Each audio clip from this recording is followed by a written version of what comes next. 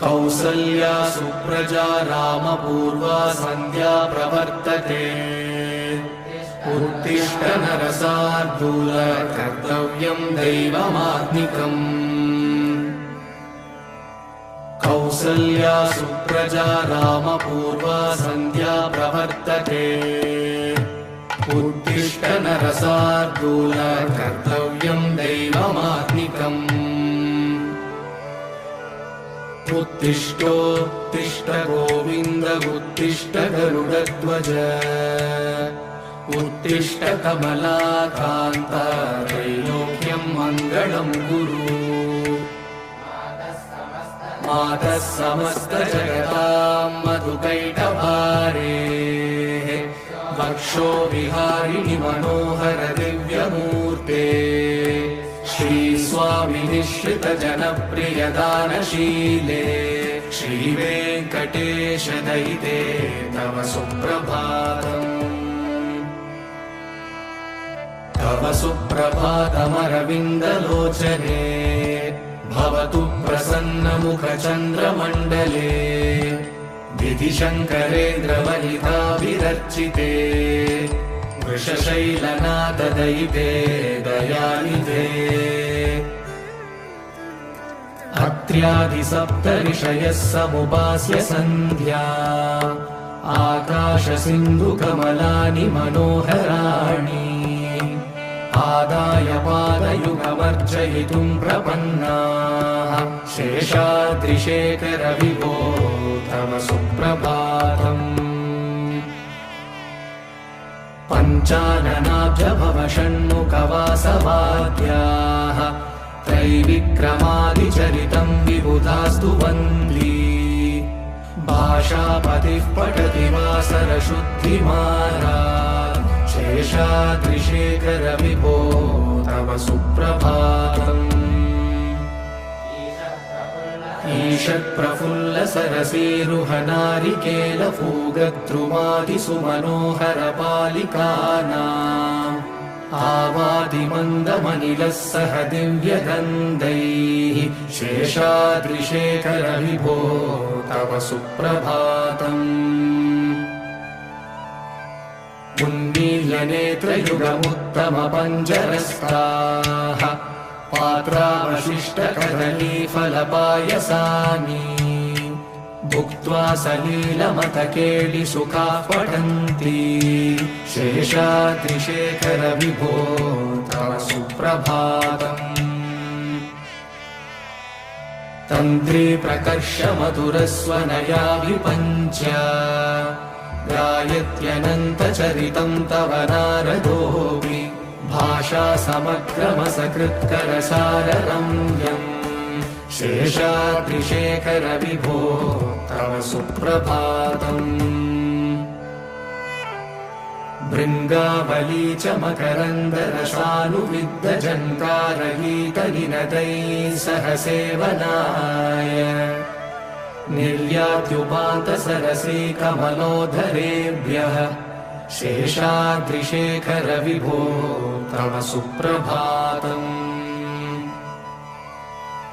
योषागणेन वरदग्निविमध्यमाने घोषालयेषु दधिमन्थनतीव्रघोषाः रोषात् कलिम् विदधते ककुपश्च कुम्भाः शेषाद्रिशेखर विभो तव सुप्रभातम्। पद्मेशमित्रशतपत्रकतालिवर्गाः हर्तुम् श्रियम् कुवलयस्य निजाङ्गलक्ष्म्या भेरे निनादमिव बिभ्रतितीव्रनादम् शेषाद्रिशेखर विभो तव सुप्रभातम्।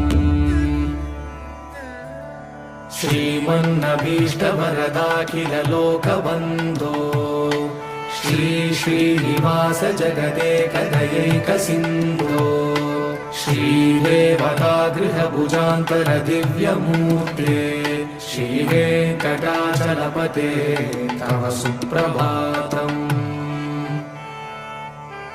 श्रीमन्नभीष्टवरदाखिललोकबन्धो श्री श्रीनिवास जगदेकदयैकसिन्धो श्रीदेवतागृहभुजान्तर दिव्यमूर्ते श्रीवेङ्कटाचलपते तव सुप्रभातम्।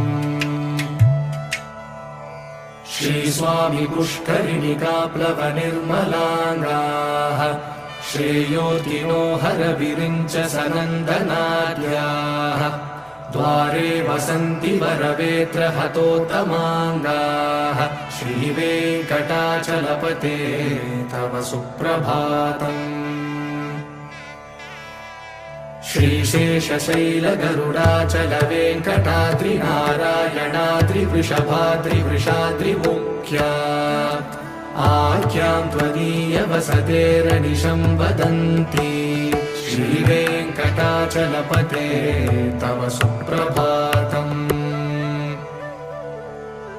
सेवा पराशिवसुरेश कृशानुधर्म रक्षोऽम्बुनाथ पवमानधनादिनाथाः भद्राञ्जलिप्रविलसन्निजशीर्षदेशाः श्रीवेङ्कटाचलपते तव सुप्रभातम्। धाटेषु ते विहयराज मृगाधिराज नागाधिराज गजराज हयाधिराजाः स्वस्वाधिकारमहिमाधिकमर्दयन्ते श्रीवेङ्कटाचलपते तव सुप्रभातम्।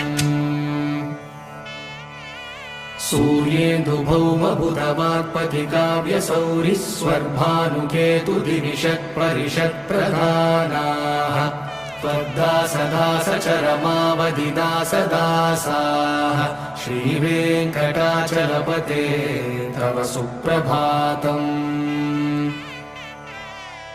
त्वत्पादधूलिभरितस्फुरितोत्तमाङ्गाः स्वर्गापवर्गनिरपेक्षनिजान्तरङ्गाः कल्पागमाकलनयाकुलतां लभन्ते श्रीवेङ्कटाचलपते तव सुप्रभातम्। त्वद्गोपुराग्रशिखराणि निरीक्षमाणाः स्वर्गापवर्गपदवीं परमाश्रयन्तः मर्त्या मनुष्यभुवने मतिमाश्रयन्ते श्रीवेङ्कटाचलपते तव सुप्रभातम्। श्रीभूमिनायक दयादिगुणामृताब्धे देवादिदेव जगदेक शरण्यमूर्ते श्रीमन्ननन्त गरुडादिभिरर्चिताङ्घ्रे श्रीवेङ्कटाचलपते तव सुप्रभातम्। श्रीपद्मनाभ पुरुषोत्तम वासुदेव वैकुण्ठमाधव जनार्दन चक्रपाणे श्रीवत्सचिह्न शरणागत पारिजात श्रीवेङ्कटाचलपते तव सुप्रभातम्। कन्दर्पदर्पहर सुन्दर दिव्यमूर्ते कान्ताकुचाम्बुरुह कुट्मललोलदृष्टे कल्याण निर्मल गुणाकर दिव्यकीर्ते श्रीवेङ्कटाचलपते तव सुप्रभातम्। नीलाकृते कमठकोल नृसिंहवर्णिन् स्वामिन् परश्वत तपोधन रामचन्द्र शेषांश रामय गुणन्दन कल्किरूप श्रीवेङ्कटाचलपते तव सुप्रभातम्। येलालवङ्गगणसार सुगन्धितीर्थम् दिव्यं वियत्सरिति हेमघटेषु पूर्णम् धृत्वा द्रवैदिकशिखामणयः प्रहृष्टाः तिष्ठन्ति वेङ्कटपते तव सुप्रभातम्। भास्वानुदेति विकचानि सरोरुहाणि सम्पूरयन्ति निनदैः ककुभो विहङ्गाः श्रीवैष्णवा सततमर्थितमङ्गलास्ते तामाश्रयन्ति तव वेङ्कटसुप्रभातम् ब्रह्मादयः सुरवरासमहर्षयस्ते सन्तः सनन्दनमुखास्तव योगिवर्याः दामान्तिके तव हि मङ्गलवस्तुहस्ताः श्रीवेङ्कटाचलपते तव सुप्रभातम् लक्ष्मीनिवास निरवध्य गुणैकसिन्धो संसारसागर समुत्तरणैकसेतो वेदान्तवेद्य निज वैभव भक्तभोग्य श्रीवेङ्कटाचलपते तव सुप्रभातम्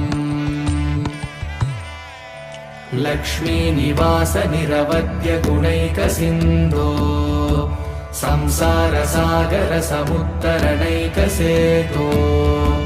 वेदान्तवेद्य निज वैभव भक्तभोग्य श्रीवेङ्कटाचलपते तव सुप्रभातम् इत्थं वृषाचलपतेरिह सुप्रभातम् ये मानवाः प्रतिदिनं पठितुं प्रवृत्ताः तेषां प्रभातसमये स्मृतिरङ्गभाजाम् प्रज्ञां परार्थसुलभां परमां प्रसूते इत्थं वृषाचलपतेरिह सुप्रभातम् ये मानवाः प्रतिदिनं पठितुं प्रवृत्ताः तेषां प्रभातसमये स्मृतिरङ्गभाजाम् प्रज्ञां परार्थसुलभां परमां प्रसूते कमलाकुचूषुककुङ्कुमतो नियतारुणितातुलनीलतनो कमलायतलोचनलोकपते विजयी भव वेङ्कटशैलपते कमलाकुचूषुककुङ्कुमतो नियतारुणितातुलनीलतनो कमलायतलोचनलोकपते विजयी भव वेङ्कटशैलपते स चतुर्मुख षण्मुख पञ्चमुख प्रमुखाखिल दैवतमौळिमणे शरणागत वत्सल सारनिधे परिपालय मां वृषशैलपते अतिवेलतया तव दुर्विषहैरनुवेलकृतैरपरादशतैः भरितं त्वरितं वृषशैलपते परया कृपया परिपाहि हरे अधिवेङ्कटशैलमुदारमते जनताभिमतादिगदानरता परदेवदयारहितानि रमयि कमलादयितान्नवरं कलये कलवेणुरवावशको भवतु शतकोटिहृता स्मरकोटिसमाद् प्रतिवल्लभिकाभिमता सुतदा वसुदेवसुतान्नवरं कलये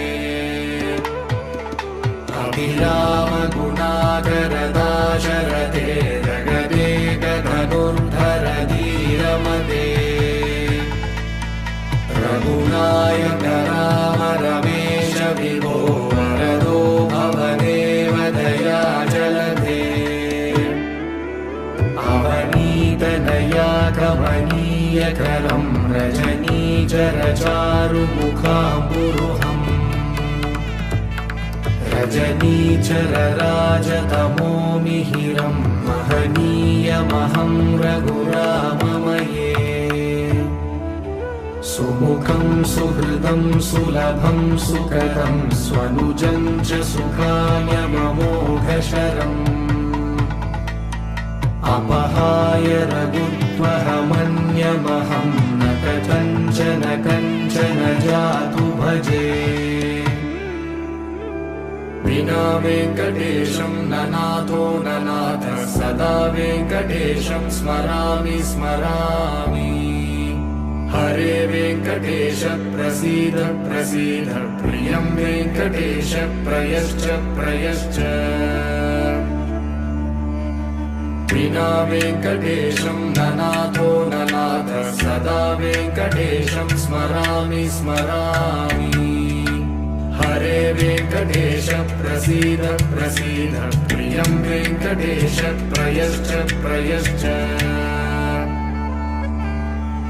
अहं दूरदृष्टे पदाम्बोजयुग्मा प्रणामे च यागत्य सेवां करोमि सकृत्सेवया नित्यसेवाफलं त्वं प्रयश्च प्रयश्च प्रभो वेङ्कटेश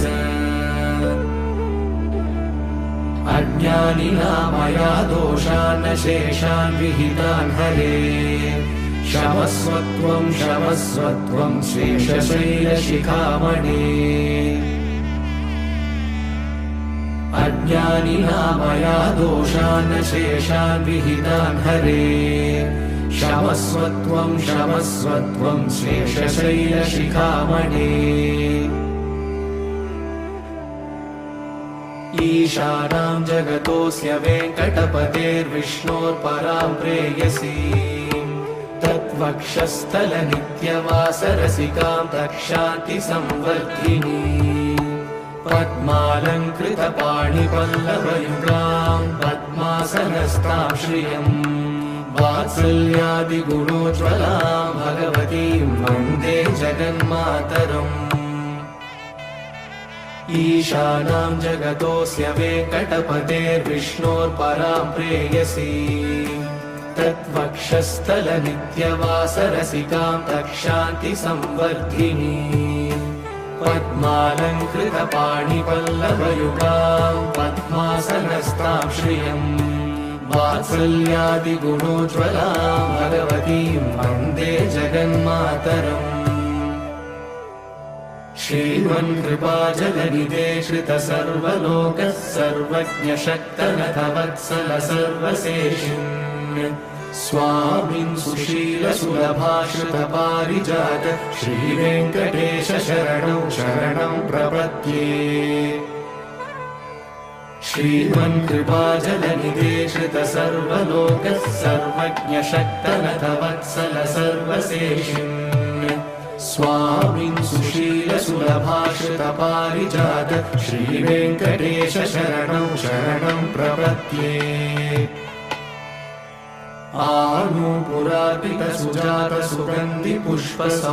आनूपुरार्पितसुजातसुगन्धिपुष्पसौरभ्यसौरभकरौ समसन्निवेशौ सौम्यौ सदानुभवनेऽपि नवानुभाव्यौ श्रीवेङ्कटेश शरणं शरणं प्रपद्ये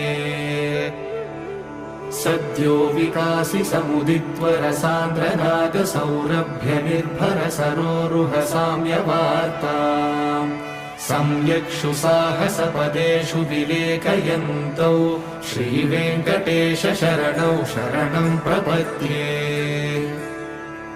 रेखामयध्वज सुधाकलशातपत्रवज्राङ्कुशाम्बुरुह कल्पकशङ्खचक्रैः भव्यैरलङ्कृतकलौ परतत्त्वचिह्नैः श्रीवेङ्कटेश शरणं शरणं प्रपद्ये ताम्रोदराद्युतिपराजितपद्मरागौ बाह्ये महोभिरविभूतमहेन्द्रनीलौ उद्यन्यकांशुभिरुदस्तशशाङ्कभासौ श्रीवेङ्कटेश शरणं शरणं प्रपद्ये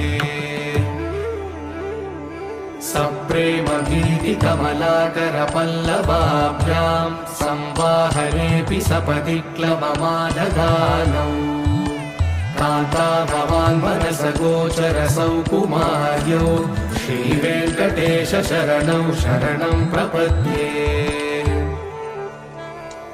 लक्ष्मीमहीतदनुरूपनिजानुभावनीलादिदिव्यमहिषीकरपल्लवानाम् आरुण्यसङ्क्रमणतः किल सान्द्ररागौ श्रीवेङ्कटेश शरणौ शरणं प्रपद्ये नित्यानमद्विति शिवादिकिरीटकोटिः प्रत्युक्तदीप्तनवरत्नमहः प्ररोहैः नीराजनाविधिमुदारमुपाददानौ श्रीवेङ्कटेश शरणौ शरणं प्रपद्ये विष्णोपदे परम इत्युदितः प्रशंसौ यौ मध्ववुत्स इति भोग्यतयाभ्युपातौ भूयस्ततेति तव पाणितलः प्रदिष्टौ श्रीवेङ्कटेश शरणौ शरणं प्रपद्ये पार्थाय तत्सदृशसारथिना त्वयैव यौ दर्शितौ स्वचरणौ शरणं व्रजेति भूयोऽपि मह्यमिह तौ करदर्शितौ ते श्रीवेङ्कटेश शरणौ शरणं प्रपद्ये मन्मूर्तिकालियफणे विकटाटकेषु श्रीवेङ्कटाद्रिशिखरे शिरसिश्रुतीनाम् चित्तेऽप्यनन्यमनसां सममाहितौ ते श्रीवेङ्कटेश शरणौ शरणं प्रपद्ये अम्लानहृष्यतवनीतरकीर्णपुष्पौ श्रीवेङ्कटाद्रिशिखराभरणायमानौ आनन्दिता किल मनोनयनौ तवैतौ श्रीवेङ्कटेश शरणौ शरणं प्रपद्ये प्रायः प्रपन्नजनता प्रथमावदाह्यौ मातुस्तनाभिव शिशोरमृतायमानौ प्राप्तौ परस्परतुलामतुलान्तरौ ते श्रीवेङ्कटेश शरणौ शरणं प्रपद्ये सत्त्वोत्तरैः सततसेव्यपदाम्बुजेन संसारतारकदयाग्रगृगञ्जलेन सौम्योपयन्तृमुनिनामवदर्शितौ ते श्रीवेङ्कटेश शरणौ शरणं प्रपद्ये सत्त्वोत्तरैः सततसेव्यपदाम्बुजेन संसारतारकदयाग्रगृगञ्जलेन सौम्योपयन्तृमुनिनामवदर्शितौ ते श्रीवेङ्कटेश शरणौ शरणं प्रपद्ये श्रीशश्रिया घटितया त्वदुपाय भावे प्राप्ये त्वयि स्वयमुपेयतया स्फुरन्त्या नित्याश्रिताय निरवद्य गुणाय तुभ्यं शां किङ्करो वृषगिरीश न जातु मह्यम् श्रीशश्रिया घटिकया त्वदुपाय भावे प्राप्ये त्वयि स्वयमुपेयतया स्फुरन्त्या नित्याश्रिताय निरवद्य गुणाय तुभ्यं शां किङ्करो वृषगिरीश न जातु मह्यम् श्रियकान्ताय कल्याणनिलये निलयेऽर्लिना श्रीवेङ्कटनिवासाय श्रीनिवासाय मङ्गलम् श्रियकान्ताय कल्याणनिलये निलयेऽर्लिना श्रीवेङ्कटनिवासाय श्रीनिवासाय मङ्गलम्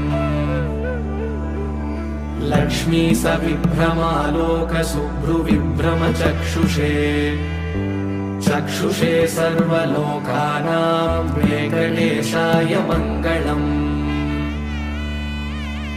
श्रीवेङ्कटाद्रिशृङ्गाग्रमङ्गलाभरणाग्रये मङ्गलानां निवासाय श्रीनिवासाय मङ्गलम्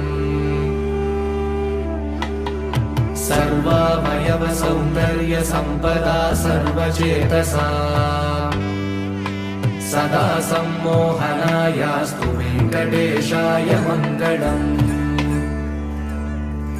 नित्याय निरवध्याय सत्यानन्दचिदात्मने सर्वान्तरात्मने श्रीमद्वेङ्कटेशाय मङ्गलम् स्वतः सर्वविदे सर्वशक्तये सर्वशेषिणे सुलभाय सुशीलाय वेङ्कटेशाय मङ्गलम् परस्मै ब्रह्मणे पूर्णकामाय परमात्मने प्रयुञ्जे परतत्त्वाय वेङ्कटेशाय मङ्गलम् आकालतत्त्वमश्रान्तमात्मनामनुपश्यता अतृप्यमृतरूपाय वेङ्कटेशाय मङ्गलम्